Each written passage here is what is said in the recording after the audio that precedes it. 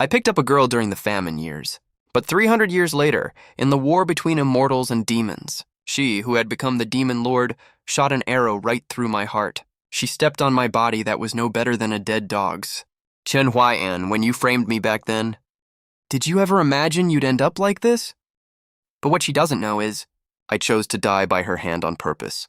I made a deal with the system. I can go back to Blue Planet as long as I complete the mission. That's why I stole the immortal sword 300 years ago, and betrayed my sect, and reached the immortal Lord cultivation realm. She, on the other hand, was locked in the sect's dungeon, wishing she were dead. Otherwise, with my cultivation base, how could I fail to dodge a sword strike from the girl I trained myself? Standing right in front of me is this world's only female demon lord, Luo Yingshuang, my former junior sister. Feeling my life slipping away little by little, I could only let out a bitter smile. Is all this worth it? Is it really worth it? She didn't say a word. Instead, she pulled the Hensheng sword out of my body. Blood splattered all over her face. She kicked me down to the ground, looking down at me from above. Those eyes that used to be as clear as a mountain stream now looked like they were covered in 1,000-year-old ice. But deep beneath that layer of ice, there was a nearly unnoticeable tremble. Chen Huai'an, do you have anything to say? I opened my mouth. It was full of blood. The system's mission requires that when I die by her sword, I must not say anything that could shake her resolve, or the mission will fail, and I won't be able to go back to Blue Planet. So I chose to keep my mouth shut. She squatted down. Her slender fingers pinched my chin. She forced my face to turn towards her, making me look straight into her eyes. Chen Huai'an, this lord asks you one last time. There was clear murderous intent on her face, but her voice was shaking. Do you really refuse to say anything? Of course I knew what she wanted to hear. She wanted to hear me say I'm sorry. She wanted me to admit the betrayal back then was wrong. She wanted me to tell her myself that I was sincere all those years, that those warm moments weren't fake, that pulling her out of the abyss of death wasn't for any other ulterior motive. I looked into her eyes. I pulled my lips into a smile uglier than a cry. There was a long, awkward silence. She waited for a very long time. Finally, her expression turned completely cold. Fine. If you won't say it, then never say it again. I stared at my own blood on the tip of the sword. It felt like time was turning back to the old days. It was an era of snow disasters. Mountains and rivers were all frozen solid.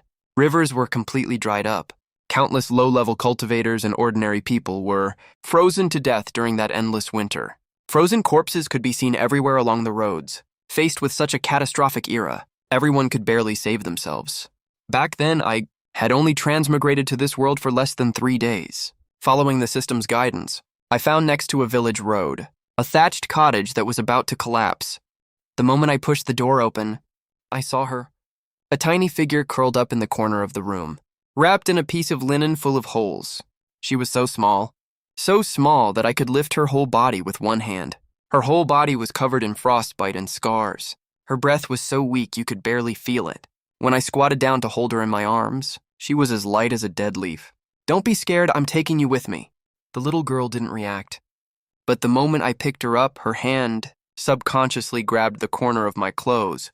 She held on really tight, like a drowning person grabbing the last piece of driftwood. I found out about her background later. Her name was Luo Yingshuang. She lost her mother the day she was born. The villagers also drove her out of the village, a 5-year-old kid in this harsh world that's worse than even the lowest rungs of the cultivation realm. She fought with stray dogs for food every day and slept in the haystacks by the roadside. I don't know how she managed to stay alive until the day I found her. Probably God wanted her to suffer a little more, to feed and take care of her. I went to Xuantian sect to work as an outer sect handyman, sweeping floors, chopping wood, carrying spirit stone ore, cleaning alchemy furnaces, feeding spirit beasts. I did all kinds of work. I worked every waking hour of the day, doing nothing but work and sleep. The pay was pitifully low, barely enough to buy some coarse grains and cloth. But Luo Yingshuang grew up, from a 5-year-old kid to a 10-year-old girl, then from a 10-year-old girl to 15 years old, and grew into a graceful, beautiful young maiden. She's extremely talented, way better than I am. An elder took a liking to me. I got promoted from a chore worker to an outer sect disciple, and joined the inner sect 10 years later. She came to Xuantian sect with me, and became my little junior sister. That period was the best time I've had in 300 years of living in this world. My thoughts snapped back to reality. The Hensheng sword slashed down, but at the very last moment, I noticed a small detail. His hand holding the sword was shaking. The second henching sword pierced through my body. There was a split second of blankness in his eyes, but it turned back to ruthlessness right away. My body started to dissipate on this blood-soaked battlefield. All I heard behind were screams of the righteous army being slaughtered by demonic cultivators. Right before I lost my sight, the last scene I saw was her back view.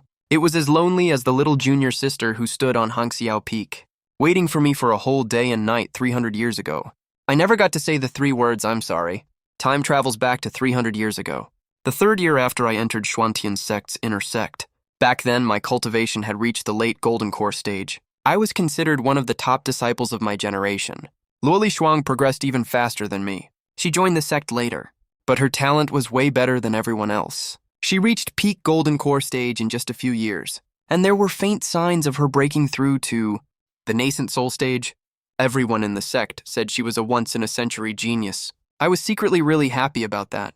Even though I kept the serious look of a senior brother on my face, I was actually super proud deep down. That's the little girl I raised on my own. Around that time, Luoling Shuang was assigned by the sect to work as one of the guards at the treasure pavilion. This showed the sect trusted and valued her a lot. New mission released. Mission content. Steal Xuantian sect's most precious treasure, the Feather Immortal Sword. Mission description. Cooperate with demonic forces to create chaos. Steal the immortal sword when the chance comes. This sword is a necessary item for the host's later cultivation. Reward. Cultivation directly upgraded to peak nascent soul stage, plus immortal level cultivation art. Huntian art. Punishment. Permanent ban on returning to Blue Planet if you refuse. Are you kidding me? I'm an inner sect disciple of Xuantian sect, the senior brother of Luo Ying Shuang. You want me to be a traitor, system? I refuse. Refusal will permanently lock your transmigration status. You will never have the chance to return to Blue Planet.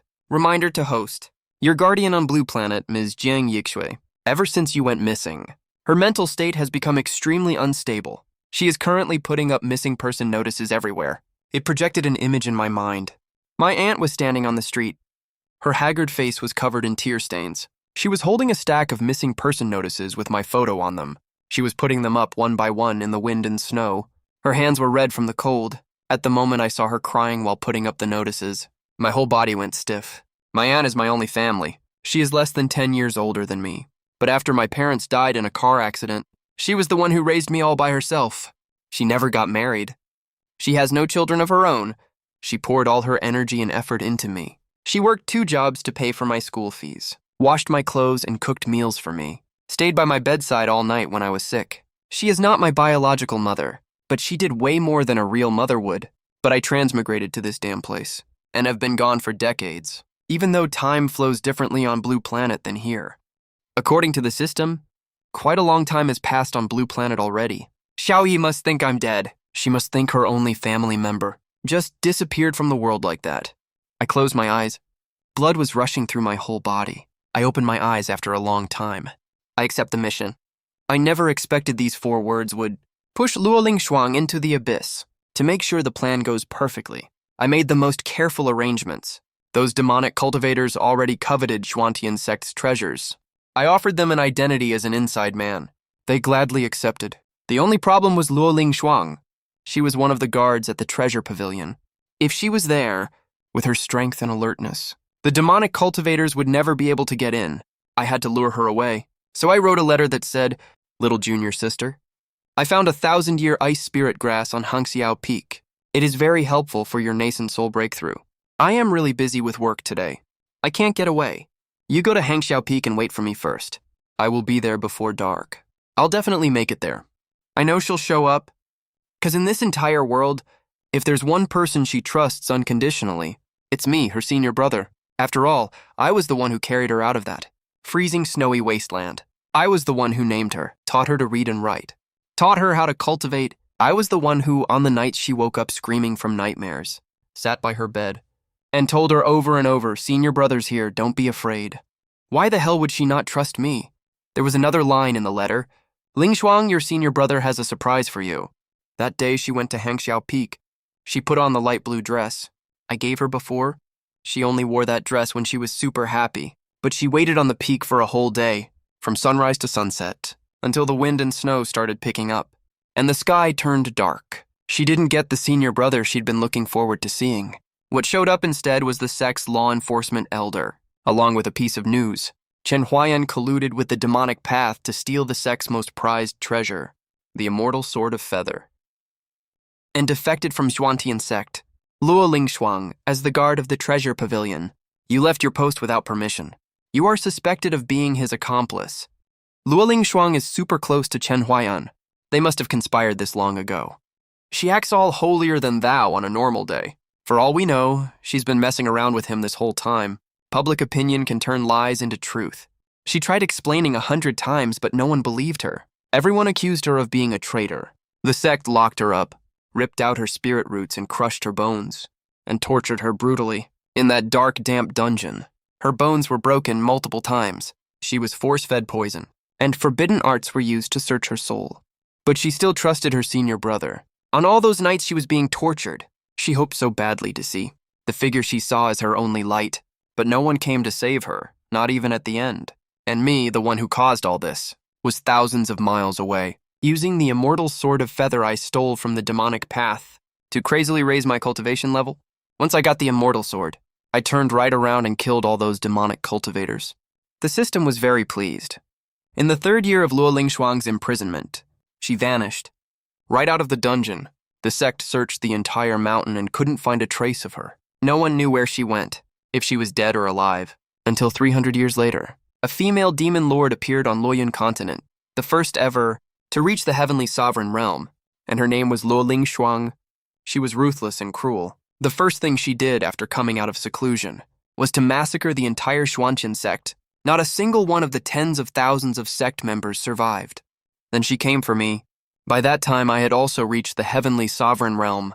With the system's help, I founded my own sect and became the only immortal lord of the Righteous Path Alliance. The immortal and demonic paths were evenly matched.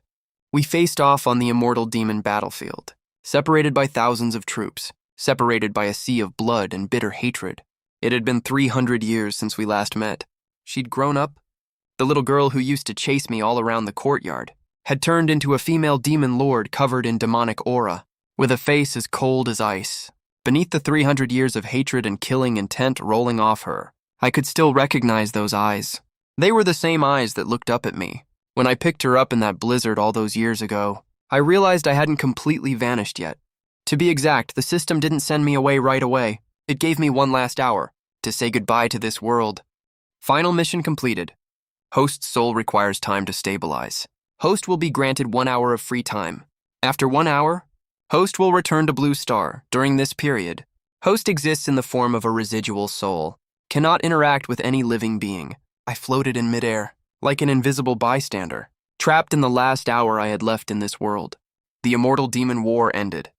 The immortal alliance suffered a crushing defeat. More than half of the righteous path cultivators were killed. The rest either surrendered or fled in disorder. Luo Lingshuang left the battlefield alone, riding the wind. She only went to one place, Hangxiao Peak. That was the former site of Xuantian sect. The once grand and magnificent sect had been reduced to ruins after her massacre. The broken walls were overgrown with wild grass. The once immortal aura-filled place was now completely lifeless. She stood at the edge of the cliff. Below is an unfathomable abyss. Thick fog is churning wildly. There is a sturdy pine tree by the cliff edge. Its branches are as strong as a dragon's.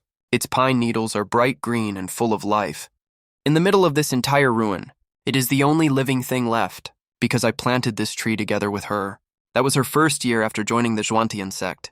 Winter had just ended. Spring snow was just starting to melt. She picked up a pine nut on the mountain and ran over to find me. Her eyes were sparkling as she said, "Senior brother, let's plant a tree together." I asked her why she wanted to plant a tree. "You said before, senior brother. Pine trees are the toughest trees of all. Wind and snow can't break them. Thunder and fire can't harm them. Lin Shuang wants to be as strong as a pine tree too." Oh, so we went to Hangxiao Peak's cliff edge to dig a small pit. We buried the pine nut inside the pit. She watered it very carefully and seriously. She also pulled a red string out of her pocket and tied it to the rock nearby. Said it was a wish-making string. I asked her what wish she had made. She put both hands behind her back. Her face flushed slightly. "I'm not telling you." Then she mumbled another line softly, so quiet that you could barely hear it. I wish senior brother will never leave Ling Shuang. When Ling Shuang grows up, I will definitely marry senior brother. 300 years later, the pine nut grew into a huge tall tree. But the two people who planted the tree, one became the world-destroying Demon Lord. The other turned into a drifting, broken soul. I watched Luo Yingshuang standing in front of that pine tree. She stretched out her hand, gently touching the rough tree trunk. Then she slowly squatted down, squatting right next to the tree roots. She wrapped both arms around her knees. Big teardrops rolled down her cheeks one after another, falling onto the wilted fallen leaves below. For 300 years, Demon Lord Luo Yingshuang never shed a single tear in front of countless cultivators. When her spirit was drawn and bones dug in Xuantian sect's dungeon, she didn't cry. When she massacred the entire sect, she didn't cry. When she killed me, she didn't cry either. But right now, facing this silent old pine tree, she was crying like a little child, just like when she was 5 years old, curled up in a thatched hut, crying the same way she did when no one came for her. I stood right behind her, stretched out my hand wanting to pat her head, but my hand went straight through her hair. I couldn't touch anything at all. Chen Huayan, you lied to me. My broken soul spoke silently behind her. I'm sorry, Ling Shuang. But she couldn't hear me at all. No one could hear me. How badly I wanted to hug her. How badly I wanted to be like when we were little. Pull her right into my arms and say over and over again, senior brother is here, don't be afraid. But I'm not her senior brother anymore. I'm just a wisp of broken soul about to fade away. An hour passed really quickly. My broken soul started getting even more transparent. It's time to go. Before I completely disappear, I took one last look at her. She was still squatting right there, holding her knees tightly, like a little wounded animal, curled up under that old pine tree that carries all her most precious memories. Goodbye, Luo Lingshuang. My consciousness sank into boundless darkness, but Luo Lingshuang's story didn't end under that pine tree. In places I have no idea about. In timelines I can't see at all. She cried for a very long time on Hangxiao Peak, so long that the sky turned from dusk to deep night, then turned from deep night to dawn again. After she finished crying, she stood up, wiped all the tears off her face, then walked down the mountain. She went to the demon sect and summoned one of the elders. This elder was one of the people who rescued her from the Xuantian sect dungeon all those years ago. Luo Lingshuang always thought she escaped, because this elder saved her on his own for some purpose. But today she decided to get to the bottom of it, because there was a doubt that had been bugging her all along. Why would Chen Huai'an team up with the demonic path to steal from the immortal realm? And why was she coincidentally saved by the demonic path later? It's too coincidental, too perfect to be an accident. When that elder was summoned to Luo Lingshuang's presence, his face immediately changed color. She noticed it right away. With her heavenly venerable realm perception, the sudden rapid increase of the elder's heartbeat couldn't be hidden from her at all. This sovereign will ask you one question. 300 years ago, you saved this sovereign from Xuantian sect's dungeon. Whose order was that? To answer the Demon Lord. That was my own decision, my lord. I thought the Demon Lord has extraordinary natural talent. You're lying.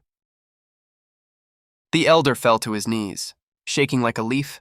All his petty tricks could never hide from Luo Lingshuang's eyes. She didn't give him another chance to quibble. Her heavenly venerable realm divine sense directly crushed the elder's soul defense and dove straight into his memories for a soul search. The elder's memories unfolded before her like flipping a book. She saw everything. She saw a young man in white use his own soul blood, drop by drop, to form static array runes, forcefully overwrite the elder's consciousness, and turn him into a puppet that obeyed his every command. That young man's face was way too familiar to her. It was Chen Huayan. She saw Chen Huayan use this puppet to plan a perfect prison break. Timing, routes, gaps between shift changes. Every single detail was calculated to perfection. She saw even more, way more than she could ever have imagined.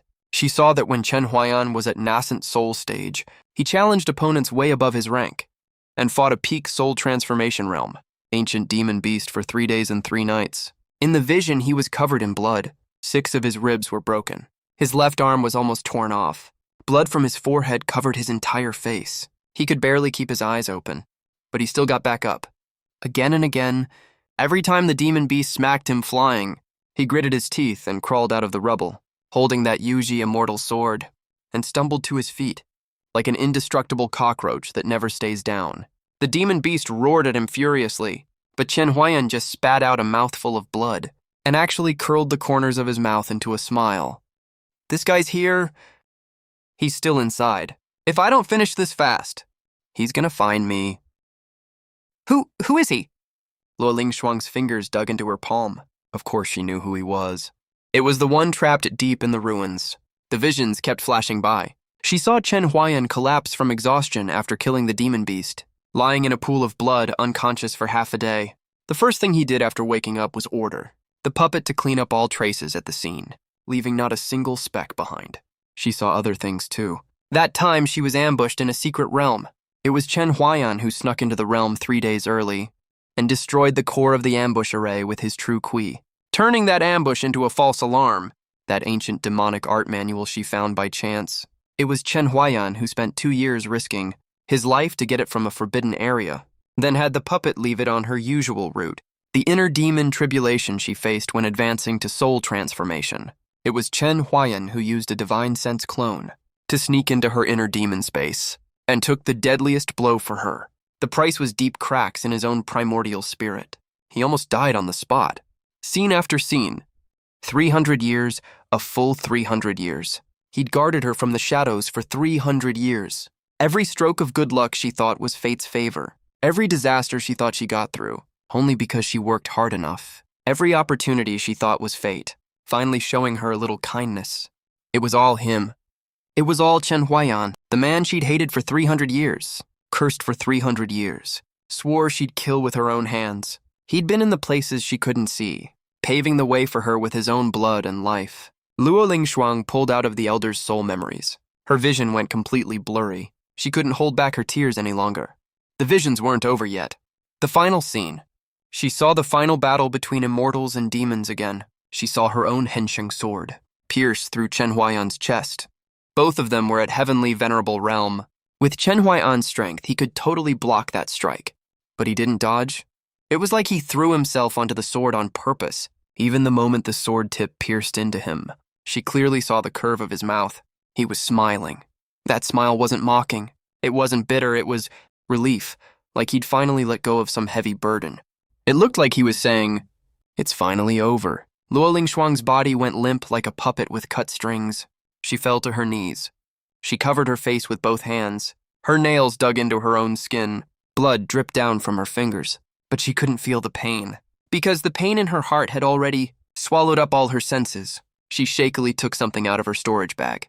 Yuji Immortal Sword. It was the trophy she took from Chen Huayan. After Chen Huayan dissipated, this sword fell on the battlefield, and she picked it up.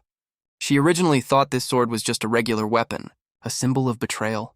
But right now he found the restriction on the sword blade had already been lifted, because the person who set the restriction is dead. After the restriction faded away, a faint residual sound came from the sword spirit, as weak as a guttering candle in the wind, ready to go out any second. But he heard it loud and clear. "Great job, little junior sister. This is your senior brother's fate."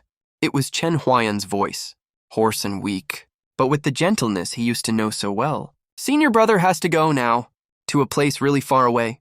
You must take good care of yourself after I'm gone. The road ahead, you have to walk it on your own. I'm sorry, Lingshuang, for making you go through all that hardship." The voice faded away. The sword spirit fell silent. Luo Lingshuang knelt on the ground, holding the Yuji Immortal Sword in both arms, like it was the most precious thing in the world. She was shaking all over from crying, her shoulders heaving violently, making broken, muffled sobs. 300 years, the apology she waited 300 years for finally came. But the person who said it was already gone. "Senior brother, why didn't you tell me earlier?" "Lingshuang doesn't want your apology. Lingshuang wants her senior brother back. Come back, please come back." But no one answered her. Cold wind howled over the ruins. The branches of the old pine rustled in the wind, as if someone was gently saying for him, "Don't cry, Lingshuang." Just then I jolted awake and opened my eyes. All I saw was a dim ceiling above me. My body felt as heavy as if it was filled with lead. I instinctively tried to sense the spiritual power in my body, only to find my dantian was completely empty. My meridians were like dried-up riverbeds. I couldn't sense even the faintest ripple of spiritual power. I'd become an ordinary mortal, but I tried moving my body a little, and found that even though my cultivation was gone, my muscle strength and bone hardness still seemed to be there. My body refining skills were still intact. 300 years of immortal cultivations tempering on my body hadn't fully vanished.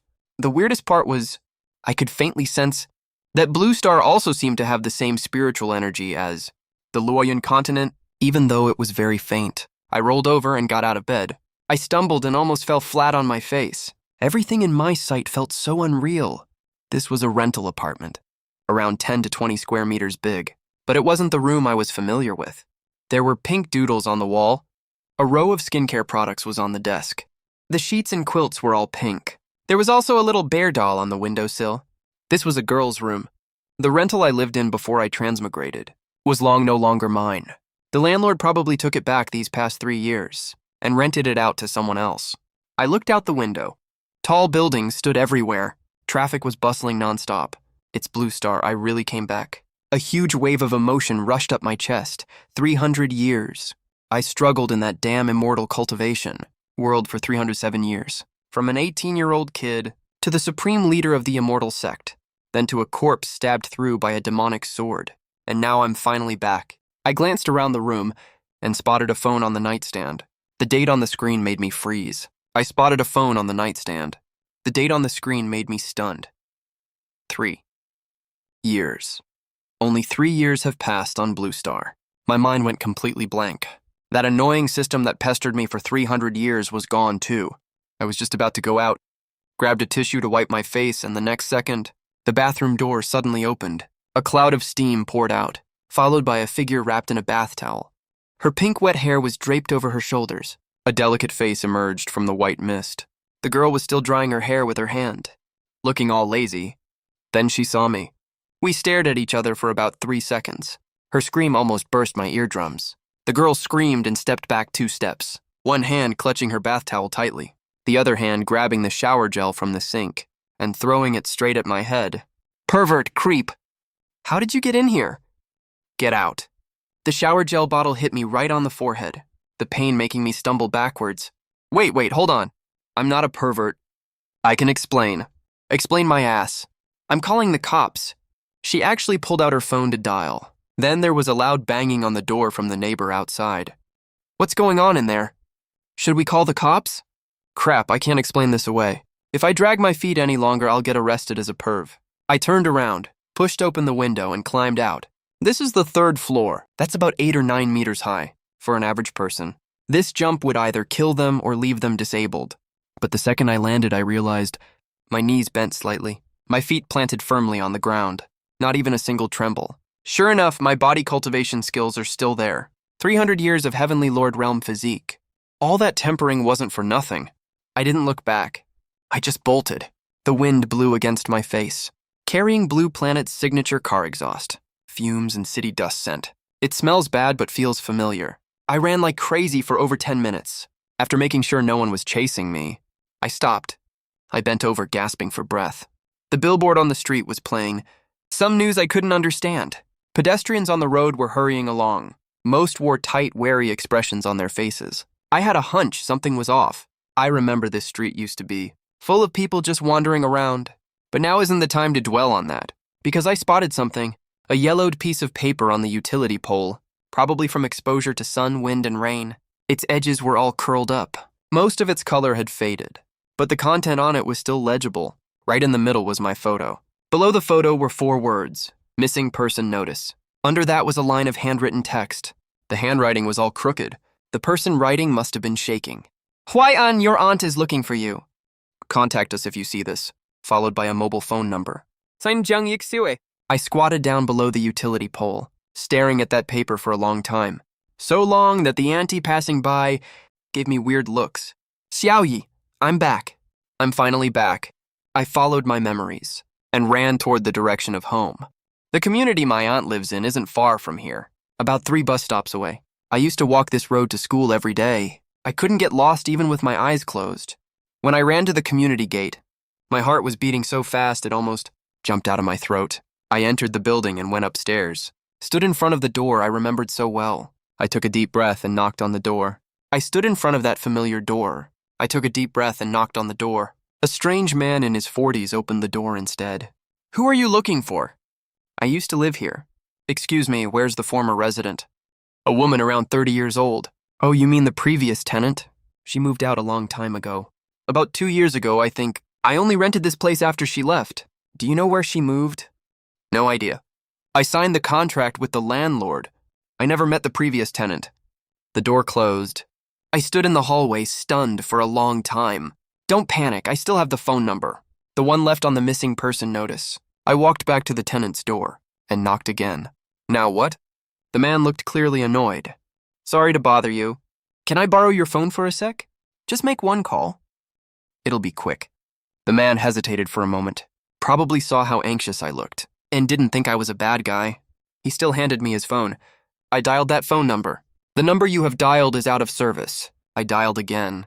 The number you have dialed is out of service. I was burning with anxiety. I planned to go to the police station to check household relocation records. I should be able to find it with her ID info. Where she moved to, but I was only halfway there. The sky changed, not the usual overcast kind of change. Instead, a weird mass of black fog suddenly appeared in the sky. It spread across the blue sky like ink, extremely fast. Right after, people on the street started screaming and running in all directions. Monster beasts are here! Run! It's another spatial rift. Run to the subway station. It's safe underground. I stood on the street, watching the people around me run like crazy. I was totally confused. Monster beasts. Spatial rift. Wait, this is Planet Lan. Since when did demonic beasts exist on Planet Lan? I figured it out the next second. A crack tore open in the black mist. It wasn't very big, but it was big enough for a tiger-shaped demonic beast, nearly 2 stories tall, to crawl out from it. Its body was covered in pitch-black armor-like scales. Its eyes glowed with eerie green light. Thick saliva dripped from its huge fangs. I sensed its spiritual energy fluctuation. Below Golden Core level, probably just at the peak of Foundation Establishment level. But for ordinary people on Blue Planet, this is an apocalypse-level monster. It pounced towards the fleeing crowd. At that moment, I saw 3 young people, 2 guys and 1 girl. In their early 20s, they were the slowest runners. They didn't even have time to look back. The tiger-shaped demonic beast slammed its giant paw down. Blood mist exploded everywhere. 3 young lives just vanished right in front of my eyes. Not even a single bone was left. I clenched my fists. I tried to activate the spiritual energy in my body. There was nothing at all. I couldn't even reach the threshold of chi refining level. But the tragic sight of those 3 people was right before me. I'd be next any second. Who cares if I have cultivation or not? I used to be an immortal lord, damn it. I stepped forward and rushed over. 300 years of combat instinct made me jump up. I slammed my fist into the demonic beast's side neck. A dull crashing sound followed right after. Huge recoil traveled from my fist to my arm. My whole arm went numb from the impact, but the demonic beast was actually knocked back 2 unsteady steps by my punch. It let out an unwilling roar. Its green eyes knocked back 2 unsteady steps by my punch. It let out an unwilling roar, stared fixedly at me, like it couldn't believe a mortal could hurt it. I was a little surprised too. Even though I had no cultivation, this body's strength was way beyond my expectation. The inherited body refinement is less than 10% effective, but Heavenly Venerable Realm is no joke. The demonic beast pounced again. I dodged sideways. At the same time, I grabbed from the ruins of a roadside building a bare rebar. It was about 1.2 meters long, as thick as an arm. I yanked it out with one hand, even though I had no spiritual energy to pour into it. I had something else. Soul power is different from spiritual energy. Soul power is power at the primordial spirit level. Even though my cultivation is back to 0, the primordial spirit framework of Heavenly Venerable Realm is still intact. The remaining soul power is still there too. I poured the remaining soul power into the rebar. An ordinary construction scrap in my hand turned into a weapon emitting faint fluorescent light. The demonic beast sensed danger. It let out a furious roar. Just as I was about to strike, a whistling wind came from behind me. Everyone formed the formation. Tactical encirclement number 3. A group of people in black uniforms rushed over from both sides of the street. Their movements were well trained. I was shocked to find that they had faint spiritual energy in their bodies. Around Foundation Establishment level, the person leading the charge had pink hair tied in a high ponytail, wearing a full tactical uniform. Her delicate face was full of seriousness and ferocity. It was actually the girl I met in the rental apartment. No, right now she looked more like a cheetah ready to tear its enemy apart at any second. Light purple spiritual energy glow condensed in her hand. Her cultivation was at the peak of Foundation Establishment level. We must stop this beast right here. Use the barrier poles to block it, comrades. The lives of the citizens are counting on us. At her order, over a dozen people in black release their spiritual energy at the same time, form formation, and combine attacks. Spiritual energy weaved into a net, trapping the tiger-shaped demonic beast in the center. After a bitter fight, some got injured, some got slammed flying. But finally, under the girls' command, they killed the demonic beast.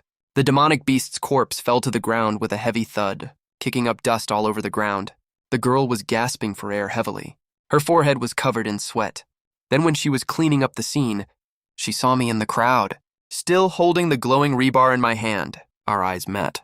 Her face turned from pale to red, then from red back to pale. She probably remembered that she had just come out of the bathroom and been seen completely naked by a strange man. She rushed over without a word and grabbed my collar. Take him away, put him in the car. Wait, I can explain? Cut the crap.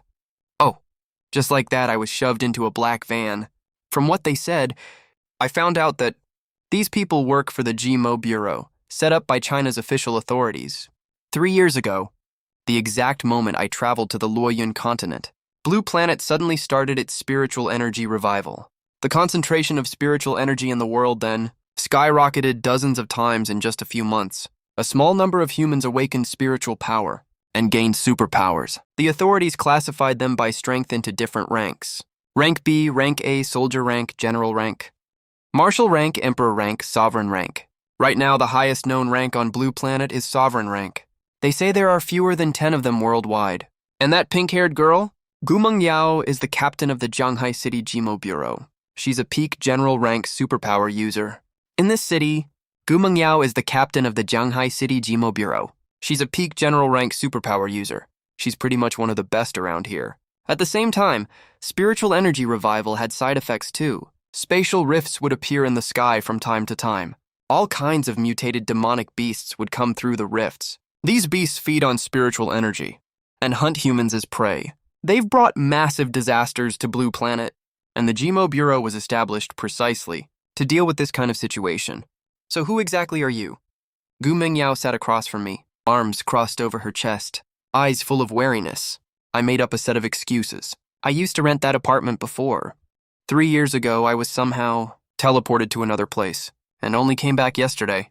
When I got back, I found you were living in my place. I really didn't do this on purpose. She obviously didn't buy it, but she didn't refute me right away either. Teleport? You mean you're an awakened too? Not really. There's no superpower fluctuation on you. That's the truth, actually. I really don't have any spiritual power right now. Then how did you survive that demonic beast attack earlier? That was a martial rank equivalent demonic beast. Probably because I have pretty good physical fitness. Gu Mengyao stared at me for a good while. Her gut told her, this guy isn't simple. But they really couldn't detect any superpower fluctuation from me at all. In the end, she didn't keep questioning me. Fine, I'll let this go for now. But you said earlier you lost contact with your family. Yeah, my aunt's name is Jiang Yixue. 3 years ago, she still lived in the old neighborhood south of the city. She moved away now, and her phone number is out of service. Out of service. Can you help me look for her whereabouts? I can try. Over these years, because of the demonic beast disasters, lots of people are missing, injured, or dead. The authorities have a dedicated missing person search system. But whether we can find her or not, I can't guarantee that. Thanks. She glanced at me, like she wanted to say something, but just huffed in the end, and turned her face to the window. She probably was still mad about the apartment thing. I silently apologized to her in my head. Gu Mengyao didn't report my existence to the higher-ups, which caught me a little off guard. Later she explained to me that, over these years, some people who awakened superpowers just want to live a normal life, and don't want to be registered and conscripted by the authorities, even though she's the captain of the GMO Bureau. She can understand that kind of mindset. Besides, even if I was a threat to the city, she's confident she can handle me as a peak general rank. If she knew that in the other world I was a Heavenly Lord Realm Cultivator, she wouldn't be so confident. But I wasn't planning on telling her that.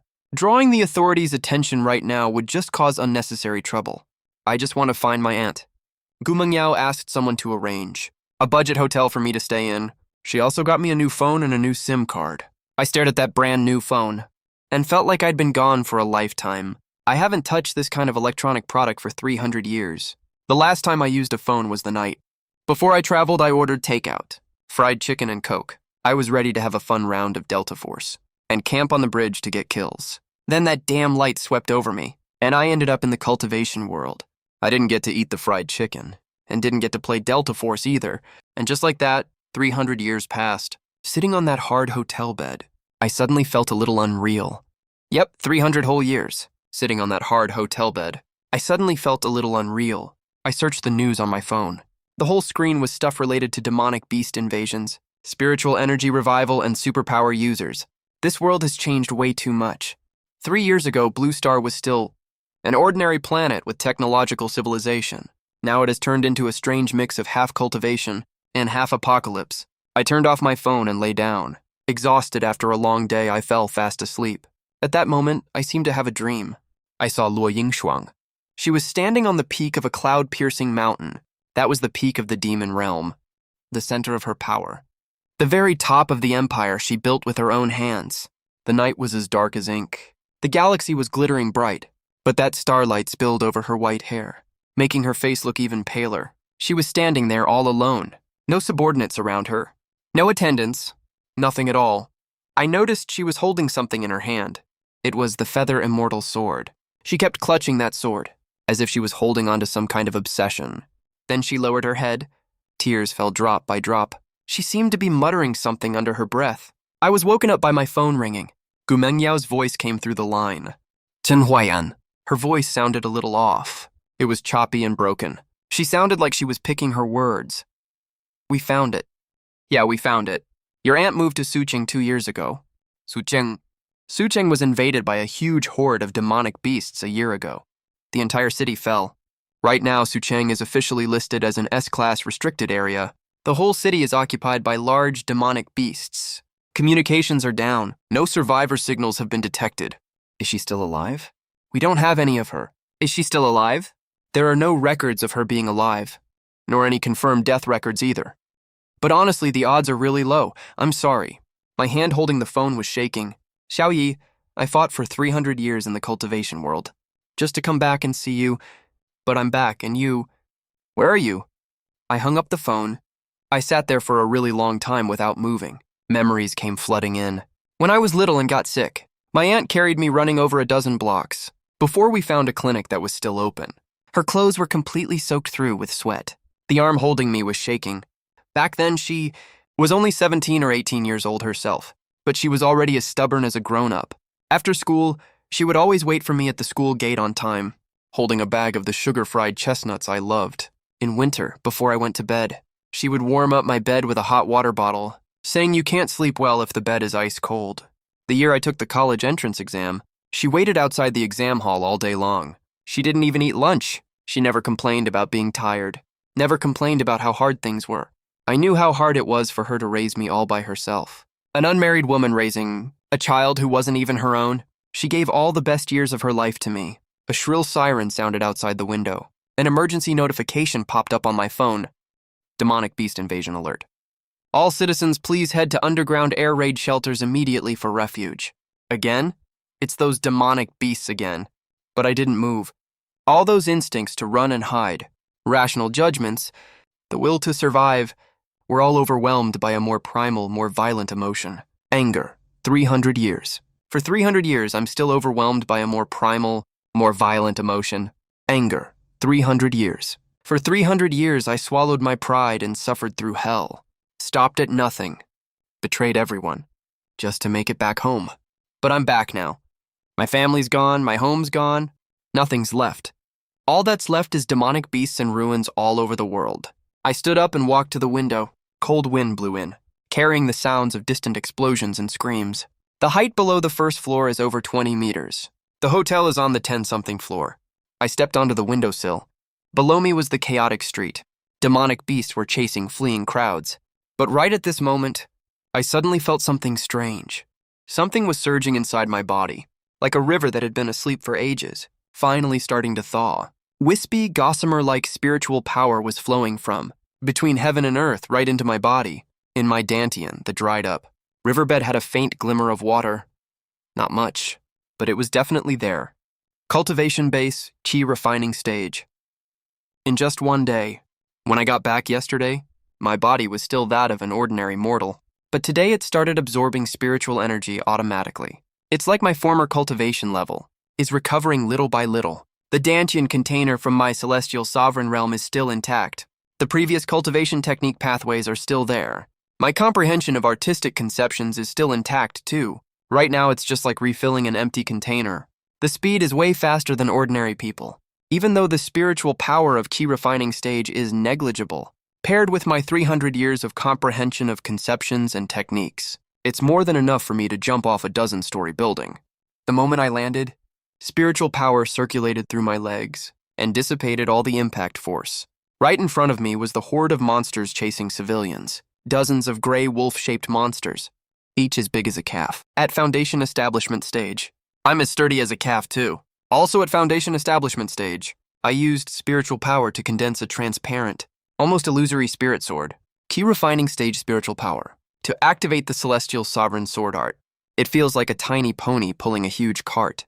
But the gap in cultivation technique and conception insight is enough to make up for the huge gap in cultivation level. As I drew my sword, a silvery white sword chi sliced through the night sky. Its graceful arc looked like a crescent moon slash. As the sword ki swept past, the dozens of gray wolf monsters ahead all froze at the same time, then split apart all at once. Dozens of monster corpses crashed to the ground with a thud, all eliminated with one sword strike. A few civilians on the roadside who hadn't managed to run into the subway station saw this scene. They just froze on the spot, their mouths wide enough to fit a whole apple inside. One middle-aged man even forgot he was running for his life, tripped over something, and fell flat on his face. But I didn't stop. More monsters poured out of the rift in the sky. Wolf-shaped, snake-shaped, eagle-shaped. There were all kinds of them, but most were at Foundation Establishment stage. I charged at them like a madman. Every time I killed a monster, its soul would be devoured by me.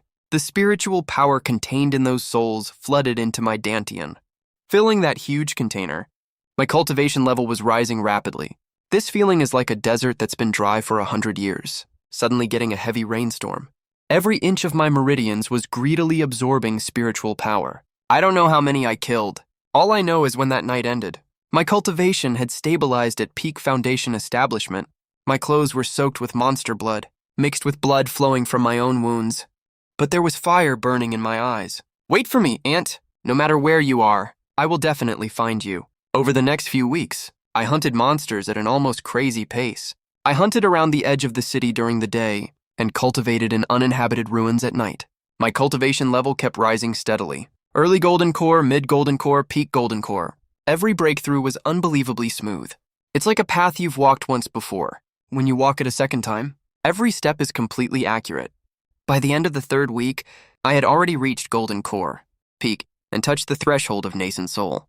That's equivalent to a Class 10 martial-level ability user in the Blue Star world. I tried my best to avoid people from the Demon Hunting Bureau. I didn't want to cause trouble, but what had to come still came. That evening, a rift tore open again above Zhanghai City. But this rift was bigger than any previous one, big enough to swallow an entire football field. Black fog surged and rolled, like a boiling sea of ink. An unprecedented demonic aura burst out from the rift. I could feel it even standing 3 kilometers away. That bone-chilling sense of oppression. Nascent soul? No. More than just nascent soul. Peak nascent soul. It's even approaching the soul formation stage.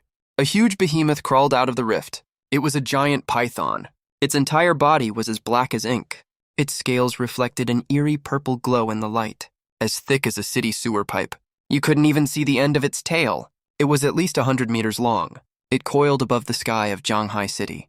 When it flicked its snake tongue out, the temperature for miles around dropped sharply. The scariest part was it spoke.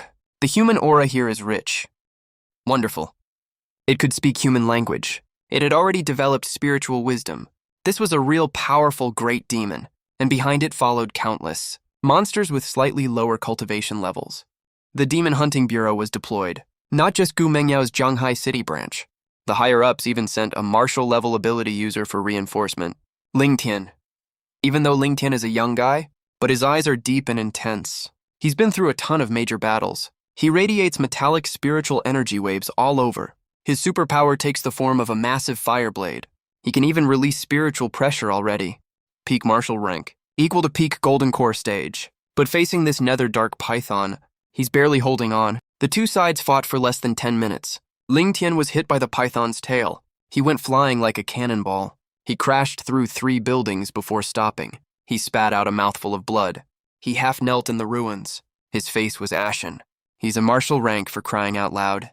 But he's as fragile as paper in front of a nascent soul-great demon. The rest of the Golden Demon Bureau had it way worse in this fight. Over 100 superhumans died on the spot. Some were even sliced in half by the giant snake. There are way more critically injured, too many to count. Where the hell is headquarters backup? Damn it, they're just sending us to our deaths. Where are the healing superhumans? Xiaoli can't hold on any longer. A blonde young man was holding the girl in his arms, pressing on her wound as he sobbed. They're all executives of the Shanghai City Basic Demon Bureau. The blood-covered young girl was also his lover. Captain, everyone on the medical team is already dead. That wasn't just fear. That was despair. This isn't martial rank at all. This is emperor rank. Against this kind of power, we're all just going to our deaths. Captain, maybe we should retreat. The young man wiped away his tears, then put on a firm, unwavering expression. He shakily pulled out a lighter, lit a mosquito coil. You take Xiaoli and fall back. Keep her safe. Captain, are you crazy? Comrades, other teams are still fighting tooth and nail. Behind us are millions of Shanghai City citizens, thousands and thousands of ordinary people. If we retreat, what happens to them? Anyone not afraid to die, follow me. The team members all looked ready to face death without fear. On the other side, Gu Mengyao was hit on the side by the python's tail. She flew over a dozen meters and crashed into an overturned bus and passed out cold. The nether-dark python was coiled there lazily. Its snake eyes were full of amusement. To it, these humans are nothing but tiny ants. It can crush with a flick of its claw. Are humans in this world really this weak? There's no fun in killing them at all. But the next second, it saw a man walk out from the shadows. He walked step by step right up to the nether-dark python. His steps were slow, not threatening at all. The dust and smoke over the ruins hadn't cleared yet. Firelight lit up the side of my face. The nether-dark python lowered its head, its tongue flicking while it stared at me. It could sense my cultivation level. Peak Foundation establishment stage. I was just an ant in its eyes, but it felt a chill deep in its soul, as if it was carved into its consciousness. It found the man in front of it somewhat familiar, but a mere Foundation establishment cultivator. How could it match its hundreds of years of cultivation? Another fool coming to die. I said nothing. The spiritual energy in my Dantian was spinning rapidly, following a technique path way above my current cultivation level. This is a secret technique I created in my past life. Yellow Spring Finger, a Tianzun level killing move. It uses soul power as the trigger, and world spiritual energy as the blade, concentrated at the tip of a single finger. When this finger strikes, it's like the yellow spring surges, all living beings perish.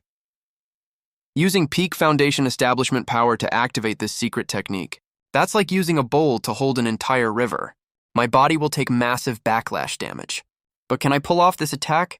Because the key isn't how much spiritual power you have, but how deep your understanding of Tao rhythm is. 300 years of comprehension, plus the infusion the system gave me before. It's deep enough. The nether-dark python was getting impatient. It swung its tail over, with enough force to smash a mountain into rubble. I dodged to the side at the last second. The tail grazed my cuff and slammed into the ground. The ground within 100 meters collapsed into a deep pit. I flipped 3 times in the air to steady myself. Before I hit the ground, I already held out my right index finger. A faint blue light gathered at my fingertip. This light wasn't bright and sparkling like normal spiritual energy. It was a deep dark light like will-o'-the-wisp burning in the abyss. The python's pupils shrank sharply. It could sense that the tiny, almost negligible point of light contained enough terrifying power to kill it outright. This life and my past life. There's no way you're just a Foundation establishment cultivator. He didn't even finish his sentence. I pointed out with my finger. Yellow Spring Finger. A dark blue beam shot out from my fingertip. It let out a sharp whine as it cut through the air. That sound didn't seem like a light beam moving. It sounded more like space itself was being torn apart. The beam moved so fast that the naked eye couldn't catch it. The nether, dark python's pupils reflected that very beam of light. Then its tongue got blown apart and black blood rained down like a waterfall. The huge python body lost control, fell down from midair, crashed onto the city street, kicking up a dust wave hundreds of meters wide. One finger took out a nascent soul great demon. I landed on the ground after the strike, but my right arm was shaking. This was the backlash from forcing a high-level skill. There were multiple tiny tears in my meridians. A trickle of blood seeped out the corner of my mouth. All the surviving Demon Control Bureau members around were stunned. Ling Tian crawled out of the ruins, covered in dust from head to toe. His face was full of disbelief. He had just watched with his own eyes a young man, who only seemed to have general tier strength, kill the nascent soul great demon with one finger, a demon he couldn't even last 30 seconds against. When did someone this powerful show up in Shanghai City? But before they could snap out of their shock, the sky split open again. This crack was way bigger and deeper than the last one. The aura spilling out from the crack made his blood run cold halfway. Emperor Tier de Monora. A human-shaped silhouette walked out of the crack, that's right. Walked out, not crawled, not flew, not gushed out, but walked out calmly with a kind of grace that looked down on all living beings. It was a demon with a human-like body, with a male face. His features were eerily delicate. His skin was as pale as jade, but his pupils were vertical golden snake pupils. He was wearing a set of pitch-black armor, a pair of giant wings covered in dark purple scales spread out behind his back. They almost covered half the sky. Emperor Tier Demon, Imperial Preceptor. I stood rooted to the spot, feeling that terrifying pressure falling from the sky. A demon of this level has barely appeared a few times on the entire Blue Star. And now it's here in tiny Shanghai City. Lin Tian's face was way past pale with fury. It was deathly, pale like a corpse. He'd been through countless battles, but he'd never faced a D-tier existence before. Because on Blue Star, there's only one D-tier superpowered person in the entire country of Wuxia, and that person is in the northern domain fighting off another D-tier demon. In other words, Shanghai City has no force at all that can deal with this thing. The helicopter was still circling overhead, transmitting the live footage via satellite signal back to the main headquarters of Wuxia's Demon Control Bureau. The command room was dead silent. On the big screen, Di Shidian's figure looked like a descending demon god. D-tier, another Emperor Tier demon. How could it show up in Shanghai City? That's only a C-tier defense city. Contact Emperor Chu in the northern domain? No. There's no time. Everyone's eyes were glued to the screen. Di Shidian looked down at the city ruins below his feet and those humans, trembling like ants in the ruins, and he smiled. There was pure contempt in that smile. That spiritual energy fluctuation just now was somewhat interesting. His gaze landed on me. You're the one who killed my vanguard. I clenched my fists tight. My right arm was still sore because of the yellow spring ruler. Backlash, the pain was faint but persistent. The tears in my meridian still hadn't healed. I haven't even reached the nascent soul stage yet. Against a D-tier demon at the divine transformation level, my odds of winning are almost zero. I definitely have the ability to use my skill to run away. Heavenly Lord tier movement technique paired with Foundation Establishment spiritual energy can get me out of his tracking range at the very least. But I didn't leave, because right behind me, there were other people still there. There's the unconscious Gu Mengyao, the injured Ling Tian, and those Demon Control Bureau members who couldn't evacuate in time, plus countless ordinary people in the city who were fleeing to the underground air raid shelters. But my little aunt who might still be alive. If I die here, who will go to Sucheng to find her? But if I run away, what happens to all these people here? Fuck, I've never been a saint. In my 300 years of cultivation, I've scammed and tricked people, broken promises and betrayed people, killed countless people, done all kinds of messed up, immoral shit. But this is the Blue Planet. It's the place where I was born and raised. I just can't bring myself to turn around and run.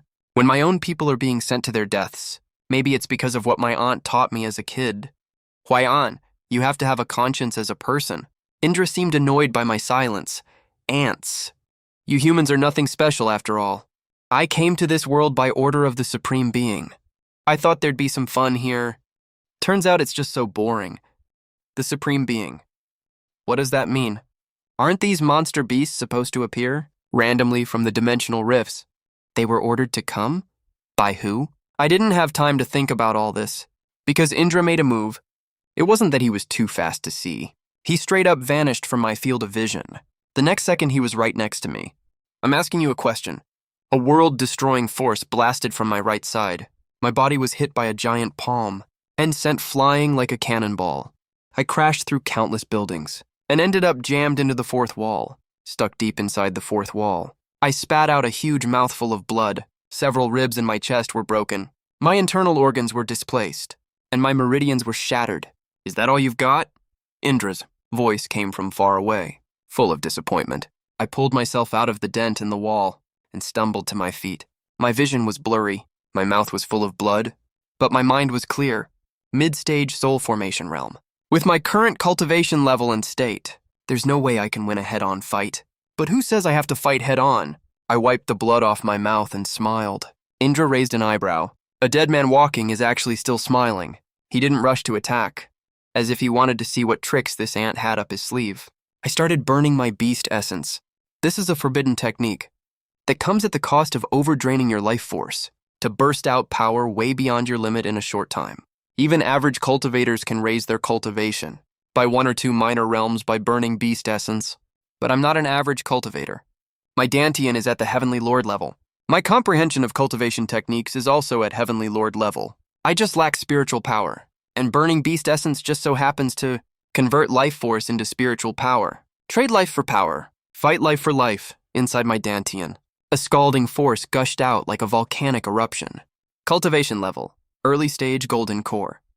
Mid-stage golden core. Peak golden core. Early stage nascent soul, still rising. Mid-stage nascent soul. Peak nascent soul. This is the limit. Going higher than that isn't burning beast essence. That's self-destruction. Peak nascent soul against mid-stage soul formation. That's an entire major realm plus 2 minor realms apart. It still looks like a certain death situation, but it's enough. Enough for me to unleash that sword strike. I gathered all the spiritual power in my body and channeled all of it into my right hand. An illusory longsword began to take shape in my palm. It looked exactly like the Feather Immortal sword. It was fully transparent, glowing with a faint silvery white light. This was my past life's bound sword art. Falling Star Sacrifice's attack range. To condense all power into a single point. Once this sword is unleashed, it's like a star falling from the sky. It will not stop until it pierces its target. Indra finally realized something was wrong. He could feel the terrifying power contained within that illusory sword. This wasn't power at the nascent soul level. What on earth? Is this? Shock finally appeared on his face, but it was still just surprise. As a veteran soul formation powerhouse, of course he had his own trump cards. But the moment I was about to strike with my sword, the sky split. Not the dimensional rifts from before.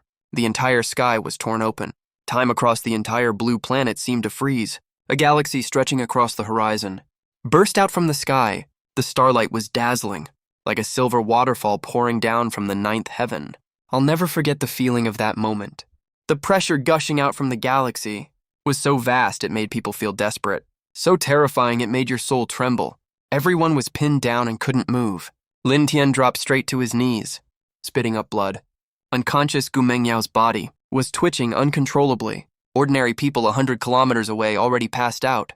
Even Indra, a soul formation level emperor-class monster beast, also had a look on his face that was pure, fear that seeps straight from the bone. 'Cause he knows what level of power this is. It's not divine transformation realm. Not void refinement realm either. He recognizes this aura. The highest tier of power in the entire universe. In the Milky Way. A figure slowly steps out. In that instant, the helicopter signal from China's general headquarters cut out. Pagan immediately noticed. The signal was seemingly sliced off by an invisible force out of nowhere. It's not just China. All network satellites on the entire blue planet. Communication and electromagnetic signals all went down. Every electronic screen turned to static. All radars went completely blank. It's like someone hit the mute button for the entire planet. Meanwhile, in the Milky Way, a figure steps out walking on starlight. She wears a dark black robe carved with demon patterns. The interwoven black and red patterns look like burning blood flames flowing across the fabric. Her long hair is as white as snow, glowing with a cold silver sheen in the starlight. Her face is so pale it's almost transparent. So exquisite it doesn't look like something from the mortal world. A bright red demon mark sits between her eyebrows. It looks like a third eye, or an eternally blooming blood-red flower. Cold and violent. Wild, yet carrying a heartbreaking sense of isolation, she floats in midair. The demonic energy around her dyes the sky. For hundreds of miles around a dark red color, her eyes sweep across this unfamiliar concrete jungle. Tall buildings, roads, car lights, all these things are completely foreign to her. Then her gaze drifts downward. She sees the ruins. She sees the bloodstains. She sees Indra. And finally, she sees me, lying in the middle of the mess, covered in blood, barely holding myself up. Time seemed to freeze right then. We lock eyes, thousands of meters apart, separated by the space and time of two different worlds. There's shock and surprise in her eyes, along with an indescribable complexity, so intense it can't be put into words. That mix of surprise and unnameable complexity forms an emotion that's impossible to put into words. I saw that exact emotion 300 years ago. The first time I ever met her, when she was 5 years old, when I carried her out of that thatched hut. The first second she opened her eyes and looked at me, it was this exact look. Like she was stuck in an abyss of despair, and suddenly saw a beam of light. Under this apocalyptic level of pressure, Indra couldn't even stand steady. His legs were shaking, his eyes filled with terror. This fear born straight from the depths of his soul was not something he could fight off with his cultivation or strength. They were simply not on the same level of existence. He wanted to speak, to beg for mercy, to threaten, to run away. Anything would do, but he couldn't even open his mouth. Luo Lingshuang didn't even glance at him. The second her eyes landed on me, she didn't look away for even a second. Then a flash of sword light spilled out from the Milky Way. It was just a faint streak, like the lightest stroke of inkwash painting. The sword light cut through space, through Indra's domain, his body protecting demonic energy, his physical defense, through everything. Indra's body went stiff, then shattered like a broken mirror. Not even a speck of ash was left behind. A divine transformation tier emperor-level demon beast. Didn't even get a proper look from this mysterious woman. Wiped out like someone stepping on an ant. Every single person still alive didn't dare to say a word. It wasn't that they didn't wanna, they just couldn't. That heavenly venerable level pressure was weighing down on them. Even breathing felt like a luxury. Lin Tian lay on the ground, his bones creaking all over his body. He felt like he was about to be crushed into a pancake. He forced his head up through the blood that was covering his eyes. As he stared at the figure in the sky, what kind of monster is this? This is way beyond D tier. It has already exceeded all the level classifications he's ever known. Then Luo Lingshuang finally moved. She descended from the sky. I caught her scent. That same cold, crisp scent with the faint fragrance of plum blossoms. 300 years. She hasn't changed at all. I collapsed weakly into the ruins, covered in blood. Looking at her in total disarray, I forced out a small smile. Li Shuang, she knelt down, the great and mighty demonic Tao sovereign, a female demon lord at the heavenly venerable realm, knelt down among the ruins and rubble, knelt right in front of me. She poured spiritual power into my body like crazy. Her hands were shaking. Tears rolled down that pale, ice-cold face that had never shone in front of others for 300 years. Even the slightest sign of weakness, 1 drop, 2 drops, then countless more drops. It was like the kind of cry that had been suppressed for way too long, and finally burst its banks completely at a certain moment. Do you have any idea how long I've been looking for you? Let's rewind to the Luoyun continent, back to the moment my remnant soul dissipated, and my soul was sent back to Blue Planet by the system. She cried at Han Xiaofeng's place for a whole day and night, until her tears ran dry, and her throat went hoarse. Her whole body felt like it had been drained empty. The truth she saw from the elders' memories. And that weak apology in the Uchiha sword, stabbed into her heart one after another like 2 knives. 300 years of resentment, 300 years of hatred, all crumbled to pieces in an instant. What replaced it was an emotion that was 10,000 times more painful than hatred. She killed that person with her own hands. All crumbled completely first. What took its place was an emotion that was 10,000 times more agonizing than hatred. She personally killed the person who had always protected her. She personally killed the senior brother who pulled her out of the abyss and guarded her secretly for 300 years. Ling Shuang, don't be sorry. Li Shuangyao, senior brother. But senior brother is already gone.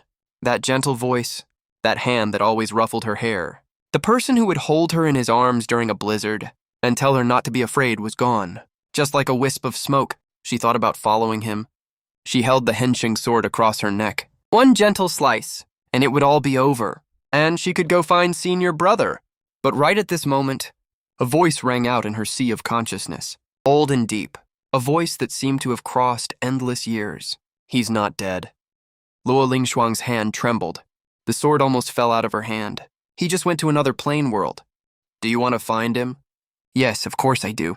No matter how far the ends of the earth are, no matter where the end of the star sea is, I will find him, even if it costs me my own life. So she made a crazy decision. She left the demon realm behind, left the empire she built with her own hands behind, countless demonic cultivators who followed her, and the supreme power she held on Luoyun continent. She wanted none of it.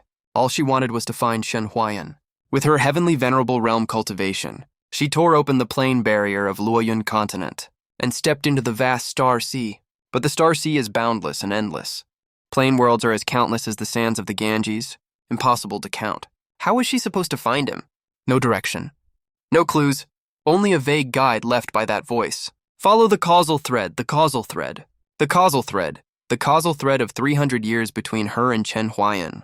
The 300-year bond between her and Chen Huayan formed an extremely weak, cross-plane causal silk thread. She at the heavenly venerable realm could barely sense the direction of this silk thread, so she chased after it, chasing from one plane to the next. Every plane crossing in the star sea came with terrifying spatial and temporal turbulence. That kind of power can tear apart the body and soul of powerful cultivators. Even she at the heavenly venerable realm was no exception. During the first crossing, her right arm was torn apart by the spatial temporal turbulence. Blood turned into red mist in the void. She gritted her teeth and reattached her broken arm and kept moving forward. During the second crossing, she accidentally entered a desolate plain world. She was seen as an intruder by the heavenly will of that world and suffered exclusion of apocalyptic level. Heavenly tribulation descended, 9 heavens thunder punishment. She endured it forcefully and blocked it, at the cost of a third of her meridians being shattered. 3rd time, 4th time, 5th time.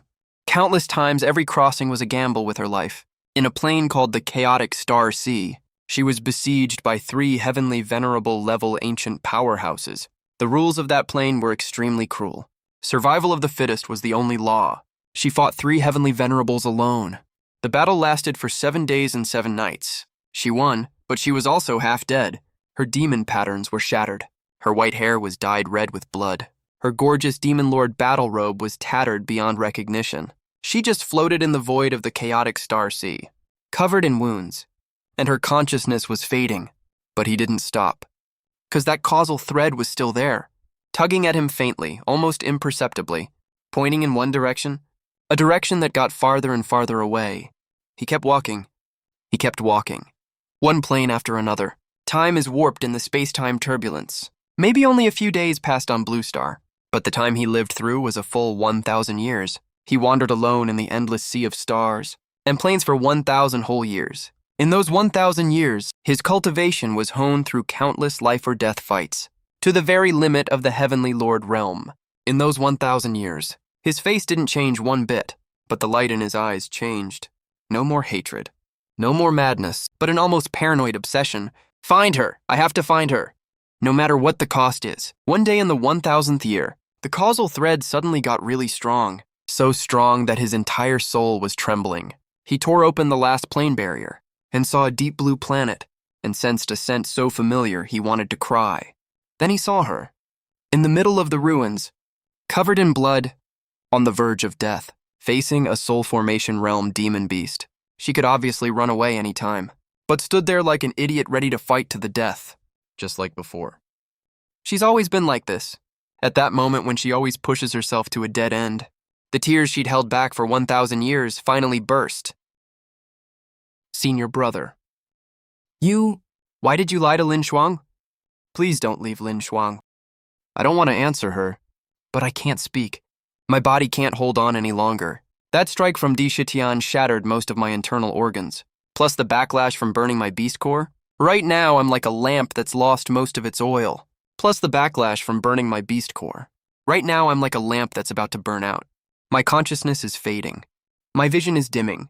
The last thing I saw was her red swollen eyes and the bright red demon mark between her eyebrows. After the live signal came back, everyone only knew that the Emperor level demon beast was killed on the spot by a mysterious force, except for a few surviving members of the Demon Mechanism Bureau. At the scene, the mysterious young man and the white-haired woman both disappeared. Lin Tian was trembling all over as he got up, looking at the already healed crack in the sky. His lips trembled for a long time before he squeezed out a sentence.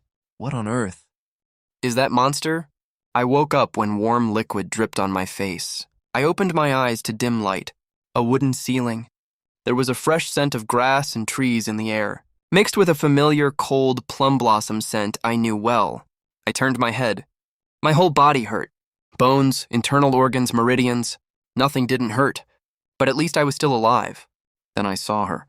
Luo Linshuang was lying next to me, her head resting on the edge of the bed. Her white hair was spread all over the bed, setting off her pale face.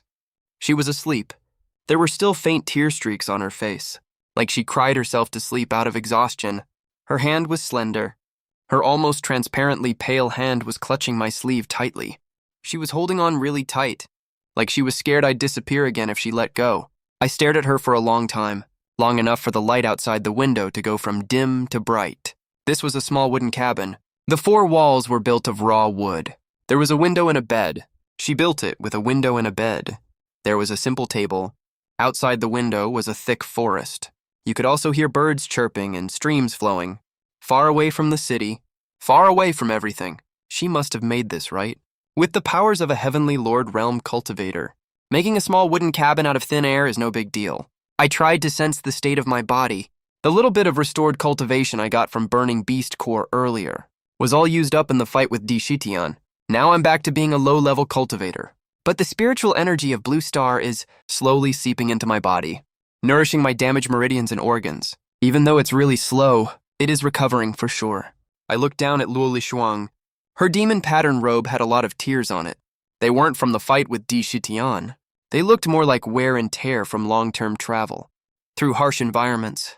There were several healed scars on her hands. For a cultivator at the Heavenly Lord realm, how come there are healed scars? Unless those injuries were so severe that even Heavenly Lord realm practitioners' healing powers can't fully erase them. I have no idea what she went through, but those scars alone are enough to make me not dare to imagine. She's waking up. She probably sensed me staring at her. Her eyelashes trembled slightly, then slowly fluttered open, and met my gaze. We just stared at each other quietly. Then she sat up abruptly, looking totally flustered. This grand Heavenly Lord realm female demon lord was blushing bright red right now. So flustered she didn't know where to put her hands. You're awake. Mm-hmm. Are you hungry? Whoa, holy crap. Bing Shuang's body went completely stiff, like she was frozen in place. It took her ages to slowly turn her head. Holy crap.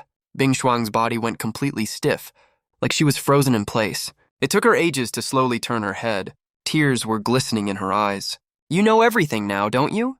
She didn't say a word, just slowly squatted down, next to my bed, and buried her face in her arms. Her shoulders were shaking. Bing Shuang was bad. It's all Bing Shuang's fault. Lin Shuang shouldn't have hated senior brother. Lin Shuang killed senior brother. Lin Shuang deserves to die. I reached out my hand and placed it on top of her head. Her body trembled a little, then went completely stiff. It was like this touch, the feeling of this hand on her head, woke up some distant memory. 300 years ago, every time she woke up crying from a nightmare, I would put my hand on her head just like this and say, "Don't be scared. Senior brother is here." Now 300 years have passed. My hand is still in that same spot, and she started crying. From quiet sobs to uncontrollable wailing, all 1,300 years of grievance, regret, longing, and fear poured out all at this moment.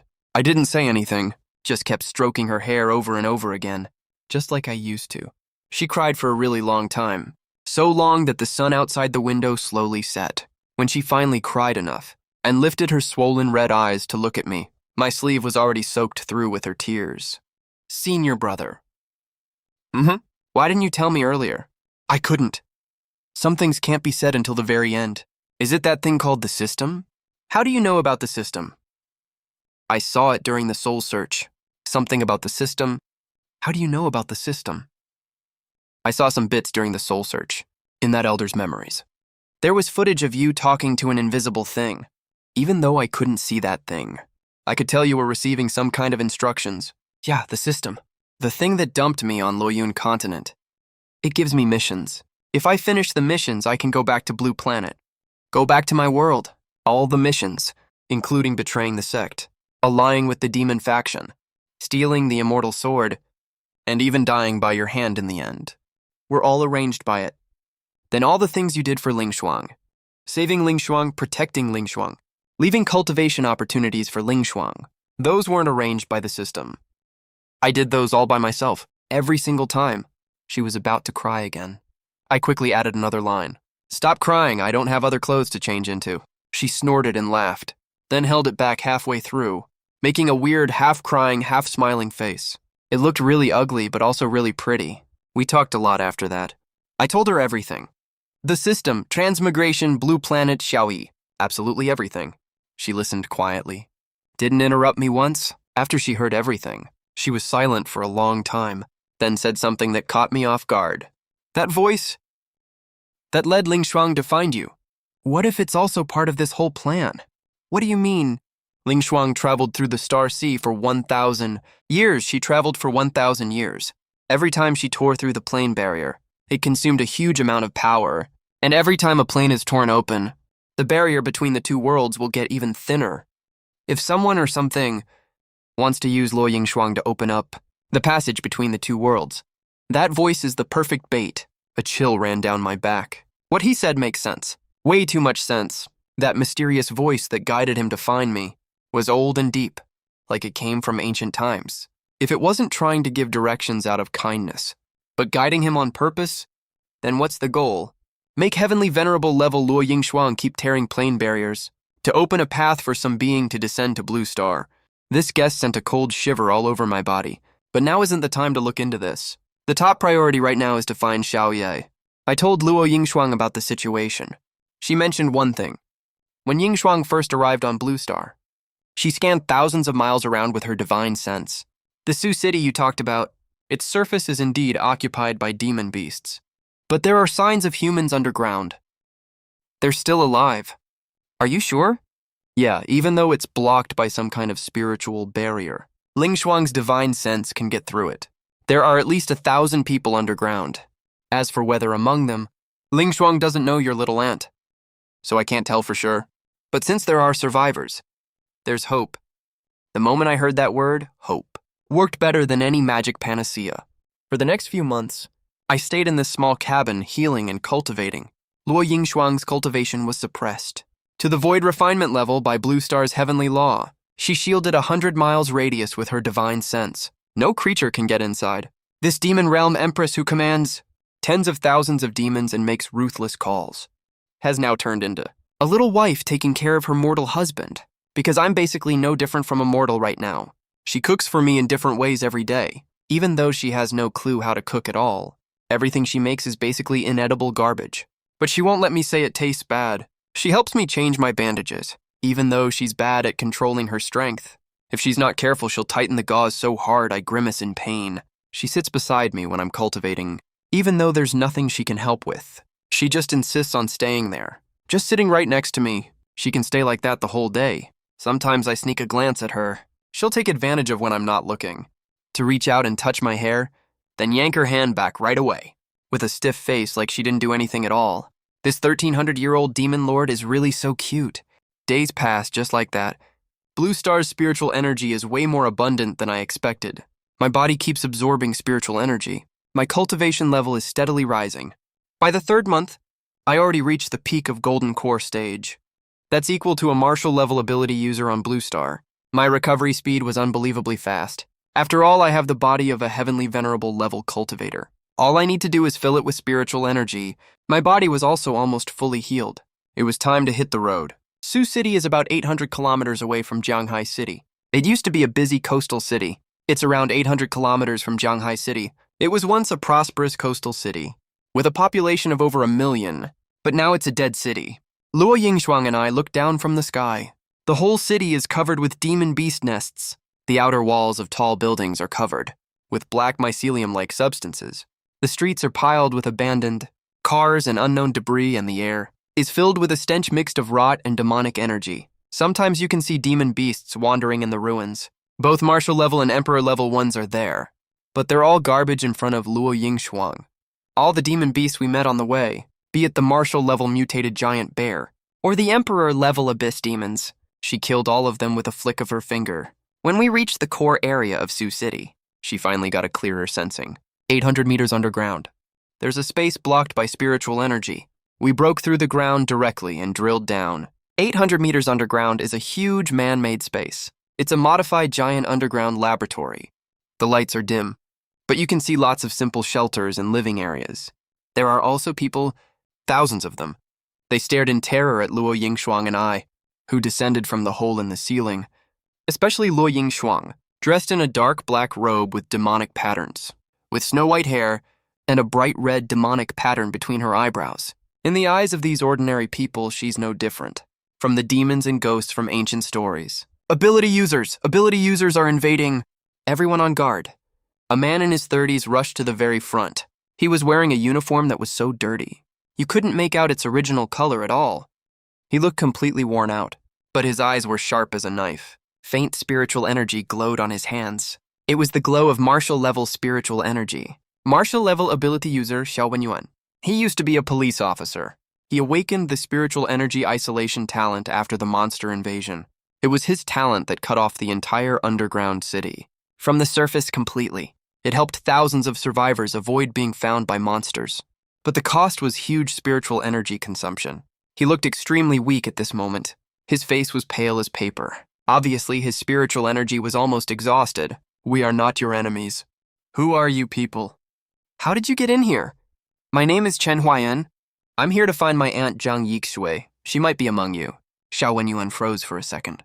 Jiang Yixue? You mean the lady who's always asking about her missing nephew, right? My heart skipped a hard beat instantly. She's here? My aunt is alive. Take me to see her right now. Wait a second. How on earth did you break through my spiritual energy barrier? Xiao Wenyuan stared tightly at Luo Ningxuang. Even though she had disguised and suppressed her cultivation to Yuanying realm, which is the level of a yellow-level ability user, but Xiao Wenyuan could still sense an indescribable sense of pressure.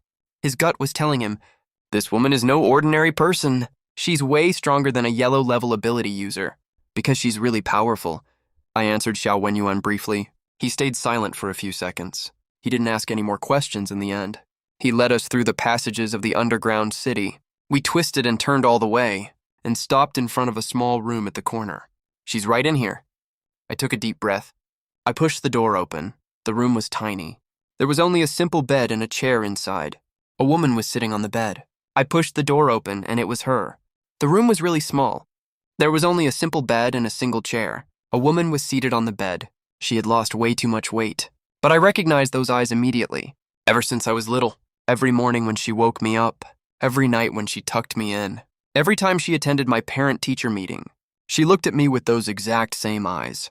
Aunt? I called, and she lifted her head. The second she saw me, her whole body started trembling. Huayan, it's me, Xiaoyi. I'm back? She froze for several seconds. Then she lunged off the bed towards me. She threw herself into my arms and sobbed loudly. Huayan, you're alive. Where on earth have you been? I've been looking for you for 3 years. I thought you were gone. She cried while hitting my chest lightly. She didn't use much strength, but every hit landed right on my heart. I'm sorry, Xiaoyi. I'm so sorry. Luo Ningxuang stood quietly behind us. She watched this whole scene. Her eyes also turned red. Later, after my aunt calmed down, I introduced Luo Ningxuang to her. Aunt, this is Ningxuang. She's my cultivation partner. No, wait. Girlfriend. Luo Ningxuang's eyes widened in shock. What's a girlfriend? She did know what a cultivation partner meant, but wait. When did she ever agree to that? This annoying senior brother of mine, but in front of my aunt. She couldn't really contradict me. My aunt held Luo Ningxuang's hand. She looked her up and down for quite a while. Then she smiled with red eyes. She's so pretty. Huayan is so lucky. Luo Ningxuang's face flushed bright red immediately. The dignified empress of the demon realm. Luo Ningxuang's face was burning bright red. The prestigious empress of the demon realm was blushing like crazy from being praised by a mortal aunt. Mom? My aunt froze for a second. Then she burst out laughing. Good, such a good child. I stood aside watching this scene. My heart felt all warm and fuzzy. This is probably the warmest moment in the past 300 years. My aunt is safe now. But the thousands of survivors in Sioux City can't stay underground forever. Xiao Wenyuan's spiritual energy is almost exhausted. His isolation talent could fail at any time. Once the isolation is gone, the monsters on the surface will swarm in. We have to clear all the monsters in Sioux City. Leave this to me and Luo Ningxuang. Luo Ningxuang suppressed her cultivation to the nascent soul realm level. Any higher would easily draw unwanted attention. Even so, the monsters in Sioux City are nothing in front of her. They're just a bunch of useless trash. I fought side by side with her. It took us 3 days to wipe out all the monsters on Sioux City's surface.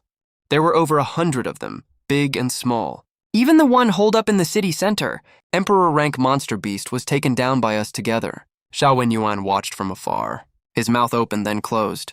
Closed, then opened again. What kind of monsters are these two anyway? After the cleanup was done, I got in touch with Gu Mengyao. Sioux City is safe now. There are over 1,000 survivors who need evacuation. The other end of the line went silent for several seconds. What? You said Sioux City. The Sioux City classified as an S-class restricted zone. Yes. Are you kidding me? There are at least 3 Emperor rank monster beasts there. Even the higher-ups don't dare send people there. We already handled it. Come pick the people up. A drawn-out, long silence. Then came a sigh. Okay, I'll send vehicles over. When Gu Mengyao came to pick people up, she brought 20 military trucks. She saw Luo Ningxuang. She stared for quite a while. Then her gaze turned subtle. This woman, white hair, demonic markings. That suffocating pressure she exudes matches exactly the description Ling Tian gave of the mysterious woman that appeared over Jianghai City that day. Gu Mengyao didn't point it out, but the way she looked at me changed, from curiosity to scrutiny. What on earth are this man and woman's backgrounds? I told her to keep our existence a secret. She agreed. Over 1,000 survivors were safely transferred to Jianghai City. I rented an apartment in Jianghai City and settled my aunt in. The first day my aunt moved into the new house, she pulled Luo Ningxuang and I to sit down and rambled on with a bunch of advice. Stay safe, okay? Don't always be fighting all the time. Eat properly and don't stay up late. Then she looked at me, then looked at Luo Ningxuang again. Huayan, this girl is so good to you. You must not let her down. Hurry up and get the important thing done. What important thing? What else could it be? Getting married, of course. I almost spat out a mouthful of water. Luo Ningxuang was even more dramatic. She stood up right away. Her face turned red all the way to her neck. She stammered for ages and couldn't get a full sentence out. A 300-year-old demon lord. Got flustered so bad by a mortal aunt's marriage push she couldn't speak. I held back my laughter. Didn't dare make a sound. In the days that followed, Luo Ningxuang and I lived in Jianghai City. Dare to laugh out loud. In the days that followed, Luo Ningxuang and I settled down in Jianghai City. She learned how to use a smartphone. Though she always mixes up WeChat and the camera, she learned how to use a washing machine. She poured a whole bottle of laundry detergent the first time she used it. Foam overflowed from the washing machine and flooded half the balcony. She also learned how to watch TV. Her favorite show is Animal World. Because those little monster beasts are so dumb, sometimes she would sneak up to me at night. When she thought I was asleep, she'd plant a soft kiss on my face, then yank back right away and pretend nothing happened. But she had no idea. I was awake the whole time. 300 years of longing, she was still so careful and tentative. Like she was scared of scaring away something precious. The peaceful days didn't last long. Spiritual energy recovery is accelerating. Spiritual veins all over Blue Planet were flipped on like switches, gushing out spiritual energy like crazy. Celestial anomalies kept popping up everywhere. Colorful clouds covering the sun. Spiritual springs emerging across the world. Earth veins cracking and splitting. Sites that only appeared in ancient times kept popping up one after another. Ancient cultivators who'd hidden for 1,000 years came out of seclusion. Kunlun Mountain, Longhu Mountain, Zhangnan Mountain. These legendary immortal cultivation sacred sites suddenly had a huge batch of hidden masters appear. Most of them are from the righteous path. Their cultivation ranges from nascent soul to combined realm. But there's also a group that was sealed in, ancient demon cultivators deep in the blue star's ley lines. Woke up one after another. They were beings sealed by the righteous sects in ancient times. Now the seal is loosening due to the surge of spiritual energy. The first thing they do after seeing the light again is to seize the spiritual ley lines and enslave ordinary people. The official Demon Hunter Bureau in front of these real cultivators is as fragile as paper. A self-proclaimed blood-robe patriarch, a soul transformation realm demon cultivator, struck first. He took over a spiritual ley line near Jianghai City and slaughtered the station Demon Hunter Bureau squad. Gu Mengyao led a team to reinforce and was badly injured. Xiao Wenyuan fought to the death to protect her and retreat, and lost an arm himself. When the news came, Luo Yingxuang and I were having dinner. It was braised pork ribs cooked by my aunt. I put down my chopsticks and left. Luo Yingxuang put down her chopsticks too. My aunt yelled from behind, "You haven't finished your meal yet." "Sorry, aunt. I'll eat the ribs when I get back." When we arrived at the location of the spiritual ley line, the blood-robe patriarch was sitting cross-legged above the ley line absorbing spiritual energy. Scattered around him were more than a dozen corpses of Demon Hunter Bureau members. They had young faces and twisted expressions. They must have suffered a lot before they died. The blood-robed patriarch sensed our arrival. He opened his eyes and looked at me. Golden core, peak spiritual energy fluctuation. Then he looked at Luo Yingshuang. She has strong demonic energy on her. He wore a playful smile. Little girl, you also practice the demonic path. He stood up. His blood-red robe flapped loudly in the night wind. Soul transformation realm pressure was released overwhelmingly. Kneel and acknowledge me as your master, and I'll spare your life. Luo Yingshuang glanced at him expressionlessly, just one glance. Then she said one word. D? She didn't make a move. She didn't even release any visible cultivation technique or spell. She only released a wisp of real celestial venerable level, demon venerable pressure. The blood-robed patriarch's smile froze on his face. That wisp of real celestial venerable level, demon venerable pressure. The blood-robed patriarch's smile froze on his face. His body started trembling uncontrollably. He knelt down with a thud. His Tao heart completely shattered under this pressure. A soul transformation realm cultivator in front of a celestial venerable doesn't even qualify to look up. Who the hell are you? He couldn't even say a complete sentence. Luo Yingshuang pointed with one finger. The blood-robed patriarch's body, along with his primordial spirit, turned to dust, floating in the night wind. Clean and neat. No future troubles. I stood by and watched the whole thing. Worthy of being the demon venerable. My little junior sister. But Luo Yingshuang pouted, seeming dissatisfied with this title. Oh, right. Worthy of being my wife. She pinched me hard. Then she proudly held my arm. After this battle, Luo Yingshuang and I took the opportunity to wipe out the remaining forces of the blood-robed patriarch. Those ancient demon cultivators who woke up with him were either eliminated or knelt down and surrendered. And during the process of constantly hunting demon beasts and absorbing spiritual energy from the ley lines, my cultivation has recovered to nascent soul peak. Gu Mengyao and Xiao Wenyuan witnessed the entire cleanup process. Xiao Wenyuan's broken arm was casually reattached by Luo Yingshuang. She used a bone-setting technique. That's very common on Luoyuan continent, which left Xiao Wenyuan stunned. Gu Mengyao finally couldn't help asking that question. Who exactly are you two? I looked at Luo Yingshuang. She looked back at me and gave me permission. So I told Gu Mengyao and Xiao Wenyuan a rough explanation. I omitted a lot of details. I only said that I come from another immortal cultivation world. My cultivation level is far higher than Blue Star's classification. The same goes for Luo Yingshuang. The two of them were shocked beyond words. The same goes for Luo Yingshuang. The two of them looked like they'd seen a ghost. In the end, Gu Mengyao didn't report this to the higher-ups. Instead, she reached a private agreement with me. She will cover for our existence at the official level. I will secretly handle threats that the Demon Hunter Bureau can't deal with. Xiao Wenyuan became one of the few trusted comrades I have on Blue Star. This guy's cultivation isn't high, but he's honest and reliable. I started to secretly guide his cultivation, but some things just don't stay low-key no matter how hard you try. A few days later, an old man came to the door. He had white hair and a white beard, and looked like an immortal. His spiritual energy fluctuation is at the integration realm. He's one of the strongest cultivators on Blue Star, Elder of Kunlun. He was polite but straightforward. I'm not here for inspection. I'm here to give a warning. He looked at Luo Yingshuang. His eyes were full of deep worry. Outsider from another realm. Your existence is accelerating the mutation of this world's heavenly Tao. This is not a good thing.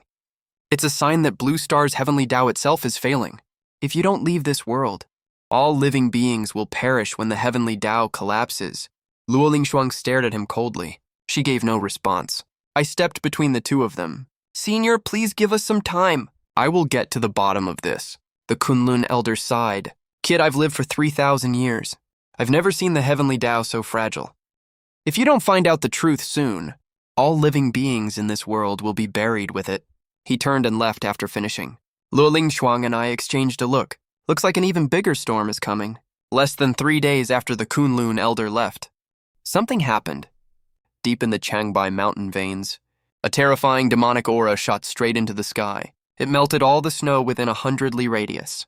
The ancient guardian spirit beast bred by Blue Star's heavenly Tao, the nine-tailed fox, has woken up. She took human form as a stunningly beautiful woman. 9 silvery white tails fanned out behind her. Peak of the integration realm, second only to the heavenly lord. After sensing Luo Yingshuang's aura, she showed up directly. Her purpose was not to provoke. but to question. Outsider from another realm.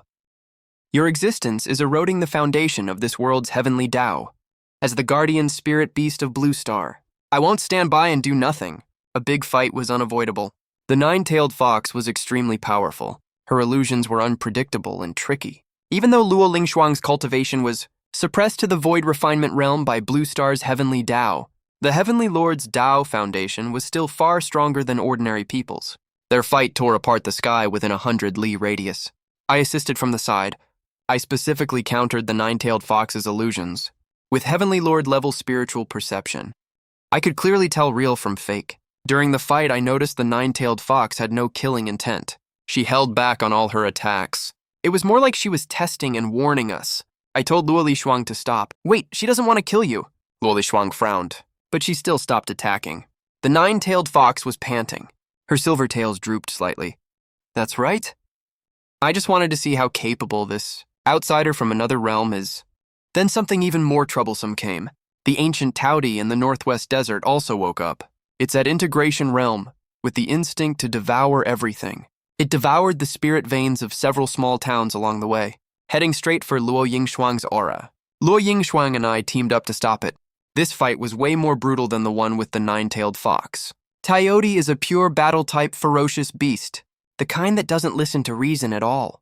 In the end, I communicated with it using Heavenly Lord Daoluck, and managed to calm it down. Both of these ancient ferocious beasts are guardians bred by Blue Star's heavenly Tao. They didn't wake up to attack Luo Ningshuang. They sensed Blue Star's heavenly Tao as being affected by some kind of... They didn't wake up to attack Luo Ningshuang. They sensed that Blue Star's heavenly Tao is being eroded by some external force. So they instinctively saw Luo Ningshuang as a threat. The nine-tailed fox told me a key piece of information. Blue Star's heavenly Tao isn't failing naturally. It's being siphoned away. Every time a planar rift appears, it takes away part of Blue Star's heavenly Tao origin. And the first time these rifts appeared, she glanced at me, was exactly 3 years ago. The moment I transmigrated 3 years ago, Luo Yingshuang and I looked at each other. Both of us looked really grim. Transmigration, system quests, Luo Yingshuang's 1,000 years of searching. All these seemingly coincidental events put together revealed a terrifying picture. That system was never just an assistance tool. It used me. And it used Luo Yingshuang too. Every time it tore through the planar barrier, it was opening a path for some being to descend on Blue Star. I told Luo Yingshuang my theory. She was silent for a long time. The voice that guided Yingshuang to find you. What if it's also part of the system? The answer was obvious. Deep in the Pacific Ocean, I found the answer in the seabed spiritual eye, a deliberately hidden spatial anchor. The aura on the anchor was exactly the mark the system. Left inside my body, it didn't disappear. It moved to the core of Blue Star's heavenly Tao, stuck like a nail in Blue Star's lifeline, constantly siphoning away its origin. The truth was finally revealed. The true identity of the system is the heavenly will of Luoyun continent. The fortune of Luoyun heavenly will has gradually dwindled over billions of years. It needs to devour the heavenly will of other planes to sustain itself. Blue Star became its target. I was the pawn it chose. It gave me the system and drove me with tasks to make me accumulate karma in Luoyun continent, then sent me back to Blue Star as an anchor after my death. Luo Ningshuang's 1,000-year search was the key. Every time it tore through the plane barrier, it opened a wider passage for Luoyun heavenly will. That mysterious voice was always the doing of Luoyun heavenly will. The sky changed the moment I pulled out the anchor. A crack appeared above the Pacific Ocean that stretched across the sky in golden color, 10,000 times larger than the passage Luo Ningshuang tore before. It was far larger than any previous passage. A suffocatingly vast pressure poured out from the crack. It was not the power of any living being, but the power of an entire world, whose heavenly will was descending in tangible form. The true form of Luoyun heavenly will had arrived. It has no fixed shape. It's a mass of golden chaos that devours light, covering half the sky. All living beings on Blue Star felt that suffocating oppressive force. Mortals fainted on the spot. Low-rank cultivators coughed up blood. Blue Star's heavenly will was already at its end. Devouring this world is this sovereign's only choice. Luo Ningshuang's cultivation suppression completely vanished at this moment. Blue Star's heavenly will was too weak to maintain any restraints. The full power of heavenly sovereign realm returned to her body. Her demon patterns bloomed with a terrifying blood-red light. She gripped the Hensheng sword tightly and stood right by my side. Senior brother, this time, Ling Shuang will fight with you.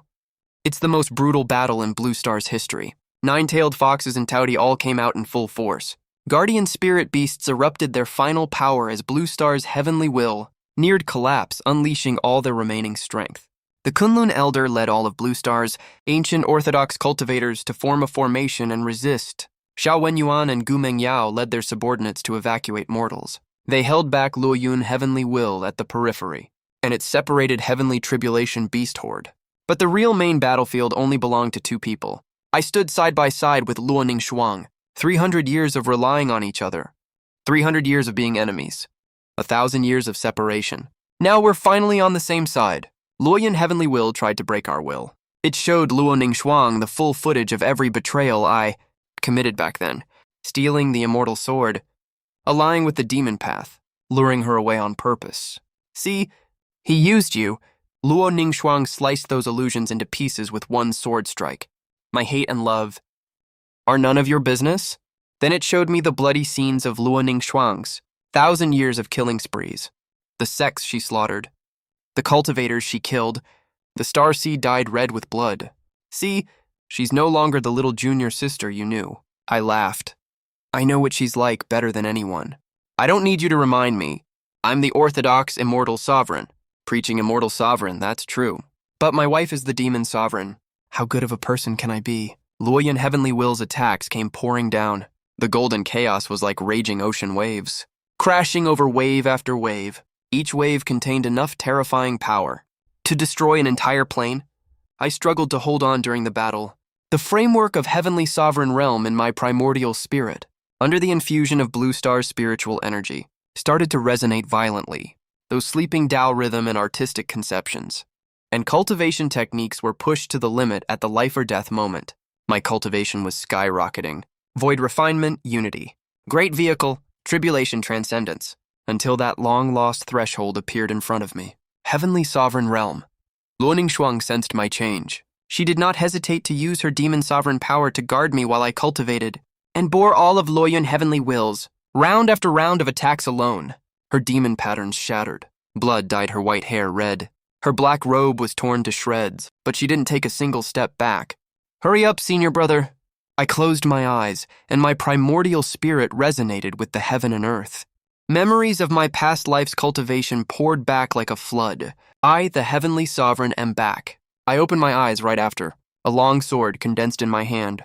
Its entire body was silvery white, with patterns of heavenly Tao laws flowing on the blade. It wasn't the Yuji immortal sword. It was my natal immortal sword condensed with my own Tao rhythm.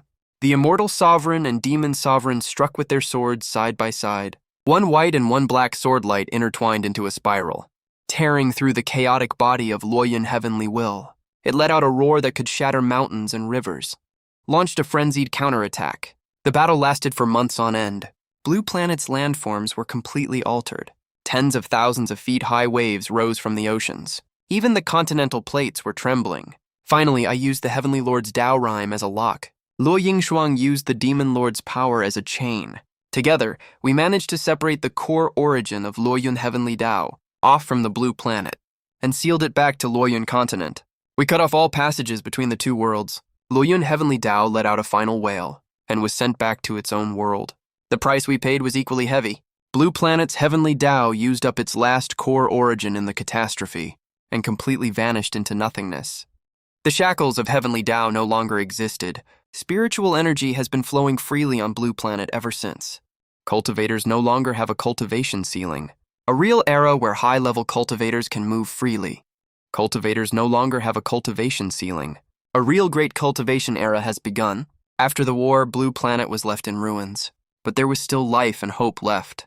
The Kunlun Elder took the lead in rebuilding order. Xiao Wenyuan was elected as the core figure of the new Demon Bureau.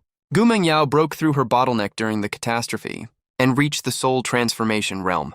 Men didn't fully understand what had happened, but everyone remembered that day. The interwoven black and white sword lights in the sky. Xiao Yi was safe and sound. After the war, he held my hand and Luo Yingshuang's hand and rambled on telling us to stay safe, then kept urging us to get the important thing done quickly. Luo Yingshuang rarely blushed. I agreed with a smile. One evening a month later, Luo Yingshuang and I returned to the small cabin in that mountain forest. the one she conjured up when she took care of me, while I was in a coma back then. The setting sun filtered through the leaves onto her white hair, dyeing it a warm golden color. She leaned on my shoulder and was unusually quiet. Ling Shuang, I'm sorry. Her body stiffened, and she looked up at me. These were the 3 words she had waited 1,300 years for. Back in the final battle on Luoyun continent, she pinched my chin and questioned me, but I never said these words out loud. The apology I recorded in the sword before didn't count after all, since it was separated by life and death. What did you say? Her voice was trembling. I'm sorry for making you suffer so much. I reached out and ruffled her hair, just like I did when we were in Xuantian Sec 300 years ago, and thank you for coming to find me. Luo Yingshuang's tears fell silently. She didn't make a sound while crying. She just gripped my sleeve tightly, as if she would lose me again if she let go. After a long time, she said in a muffled voice, "You still owe me a wedding?" I laughed. A few months later, with my aunt's arrangements, in front of Xiao Wenyuan, Gumeng Yao, and a few close friends, a simple wedding was held in the mountains. Luo Yingshuang wore a red wedding dress my aunt picked out herself. The demon mark between her eyebrows against the red dress no longer looked cold. Instead, it looked like a blooming red plum blossom. She was so nervous the whole time she didn't know where to put her hands. The 1,300-year-old demon lord at this moment was just like an 18-year-old bride. I held her hand and said something. It was so soft, only she could hear it. From now on, your senior brother isn't going anywhere. Tears fell from her eyes again, but this time she was smiling as she cried. 3 days after the wedding, I noticed something off during my cultivation. After the heavenly Dao shackles disappeared, the plane barrier between Blue Planet and Luoyun continent was extremely fragile, and above these 2 worlds, a brand new spatial passage was slowly forming. The aura coming from the passage was extremely ancient. The spiritual energy was far richer than the total of Blue Planet and Luoyun continent. I sent my Heavenly Lord-level divine sense into the passage, and the sight I saw made my whole body stiffen. It was an infinitely vast immortal palace ruin. A go board was placed on the stone table. There were countless pieces on the board. 2 side-by-side black and white pieces were glowing faintly. The black piece contained all the mountains, rivers, stars, and seas of Luoyun continent. The white piece contained the entire Blue Planet. The 2 worlds were just 2 pieces on the board, and there were thousands of other pieces on the board. The stone chair next to the board was empty. The thick layer of dust showed that the player had been gone for a very, very long time. So long that even the immortal palace had turned into ruins. Senior brother, what did you see? Luo Lingshuang noticed I was acting strange and walked over to me. I was silent for a moment, then held her hand and said, Lingshuang, do you want to know what our world really is? She looked down at our interlocked hands, then looked up. The light of the unknown passage reflected in her eyes. A faint smile slowly appeared on the corner of her mouth. It's not the Demon Lord's cold sneer. It's the smile of that little junior sister from back then, wherever senior brother goes. Lingshuang will follow. I turned around to look at my aunt. Zhang Yixue was standing at the cabin door, holding the outer robe Luo Lingshuang left behind in her arms. Her eyes were red, but she still smiled and waved her hand. Don't keep your wife waiting. Make sure you come back. I bowed deeply. Then I stepped side by side with Luo Yingshuang into that ray of light leading to the upper realm. The moment the passage closed, and impossibly ancient, laughter drifted faintly from deep inside the immortal palace. Like a chess player finally waiting for someone to flip open the chessboard.